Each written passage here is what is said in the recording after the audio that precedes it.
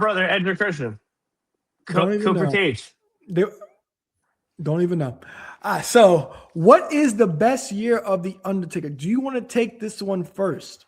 Yeah, please, because honestly, I'm both rounds. I'm banking on you being right. I think I'm gonna have some bad bias.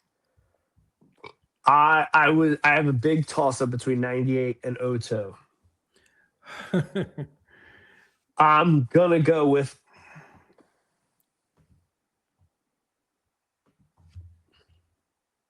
I'm gonna go with '02. And I'm Really? going solely at I'm going off like the kid fandom. I feel like there was things I was trying to remember about 98 and other years, and then I started thinking about 99. And then I just think by '02 he was so much more respected. And again, I'm really tailing off of '01. And like off of everything he did in '01, a lot of accolades, a lot of wins, winning the hardcore title, winning multiple tag titles, being an enforcer, whipping a lot of ass, and having some blood feuds. If I believe January '02, he's still hardcore champion, correct? Yes. So you start him off, he's a heel hardcore champion. The middle of the year, we get him as undisputed champion, beating Hogan, holds the illustrious, the beautiful undisputed championship we love, has the feud with Brock, an insane, beautiful feud. Some great matches. I'm sorry, Brock might be '03, but some That great was matches, 02. No, some no, great two. work. That was '02. So They yeah, did. They did between both. yeah, so everything he did, the story arc of going from heel to babyface, the match work shows. Also, like again, like coming off of like the years of the decade of destruction, and I laugh now when you think about like how many people, obviously some of them recently released, but how many people work for WWE that have been there 20 years. He's like, oh my god, man, 20 years that's long. I don't know about you, but I remember being a kid and being like, oh my god. Undertaker, decade of destruction. Be like, decade, man, that's a long time. It's a long time. That's like my whole life. Like he's been here forever. So I really respect that year and that era of him. So '02, I feel like is his best year.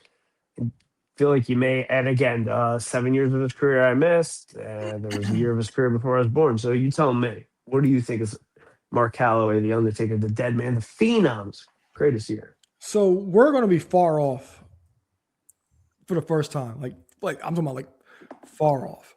So I think his best. Well, I was debating about this for the Oh, you're long. about to say a later year. I'm not. So I think I was debating between these 2 years. I think his best year was 1997. The second year, I'm going to say was 1999. The reason I went So with I 90, thought that is that the year he won the Big Eagle? yes. So Okay. the reason I went with 97 is because that's the first time he won the title since his first year in the company. Yeah.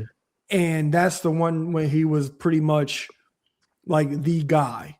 He won at WrestleMania and he had that awesome match with Vader at SummerSlam 90, not SummerSlam, got Canadian Stampede in July 97. They had the thing with Bret Hart and at SummerSlam 97. And then right after that, and that in the midst of that, WWE, they start telling the greatest story that I think they ever told, and that was with his brother Kane and Paul Bearer. And that was the first time where Undertaker started really I don't want to say he started to, but Undertaker was more of a focal point of the show. And it was heading into the Attitude Era where he become that big character. And I think 97 was the year that he was like more of the focal point within the company. And like I said, that Kane story added a lot to it. And the fact that he was world champion most of the year and seemed to be a bigger deal. And that match with Vader at Canadian Stampede, fantastic. The Bret match, fantastic. We also got, of course, the iconic Shawn and Taker Bad Blood Hell in a Cell match. We got that. And the reason I'm with 99 as the second one is because when it comes to The Undertaker, I remember how terrified. That scared you of. Scared the hell out of me. Yeah. Like in my old apartment, like in my old apartment in New York, I had like this long hallway to get to the kitchen, and it was like pitch black, like, and like the light switch is by the front door. And if I wanted something to drink or had to pee, God forbid, I thought I was gonna get snatched up. Anytime that Ministry song came on, the channel was turned. Like that's when he pretty much changed his entire look. He started to wear the robe. Well, he always had a robe, but the robe with the hood, the eyeliner, changed his whole eyeliner, changed his entire look. It was something to behold. Kidnapping Stephanie, that was interesting. Where to, Stephanie? Exactly. Like, and then like when he grew the beard kind of style beard he had, the kind of beard he had, it was terrifying. Him like the iconic view picture of him having Austin on the cross on Raw Monday night, and like Samuel would have never trying to sacrifice Stephanie and Austin, and then the corporate ministry happened, and then everything fell off the rail. That's why it's second on my rankings for him. But go ahead. I was just gonna say, and again, you know, when we get to his younger brother and when we talked about Taker, 35-year career, it's very, very biased. Like when we talk about the other people, the other like 6+ wrestlers we've done this theme for. Granted, Jericho's had a long, illustrious career. It is really hard. Like these ones, again, is subjective to the listeners. It's very subjective. Like it is your personal preference, whatever. Yeah, there's an argument with a lot of the stakes, but like Taker, like I had 2 different years. You have 2 different years. I do think, like I said, I feel like you would have a better take. I am already leaning to your 97's wrong, but I would agree 99 is probably his best year. Yeah, that's the reason I didn't do 99 because like the corporate ministry happened, and then after that he started teaming with Big Show, and as you know, I knock people for being injured. So, but 99, that's it. Now, that's it for Taker. So now we're going to go to your real quick pause, just because before we get to little brother, a couple of things. You referenced Vader several times on there. We've never talked about it. Why the love for Vader? He hit your Rushmore. He was number 3 in a heartbeat. Is this all Boy Meets World?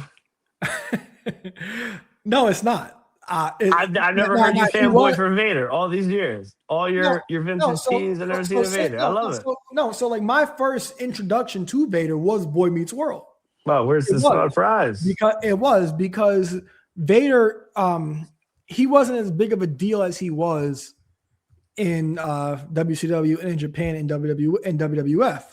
He was bigger everywhere than he was in WWF for sure. Yeah. So I didn't really get a chance to respect what he could actually do. A lot of my fanboy came from him, as you said, he was on Boy Meets World, so I knew him from there.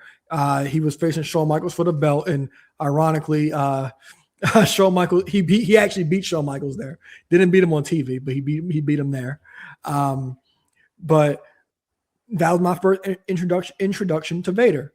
Now, as I got older, as I said, I started to gain a love for Vader as a performer, because you don't really see guys that size move that way at all. And like we talked about big guys, this is like a bigger guy, not by height aspect, but I'm talking about from a weight perspective. Go ahead. Quick pause. Believe their tag unit in Japan was the Wrecking Machines. Could be botching that. Also, honorable mention, shout out Bam Bam Bigelow when we're talking about large. Oh, yeah, I forgot about that. Bam Bam. Oh, I forgot all about Bam Bam. But yeah, so that episode, it's actually my favorite episode of Boy Meets World. Before it got like real serious. Homework to anybody watching or listening. Your homework for the weekend: Asbury Park, New Jersey, ECW Television Championship, Taz versus Bam Bam. Watch it this weekend. Yeah, people in the chat are like, how you guys forget about Bam Bam? Yeah. I don't have a Bam Bam figure, so that's why I didn't think about it. But yes, Bam Bam definitely as well. Definitely as well. All right, so we'll go to Little Brother. And I think we're going to be in agreement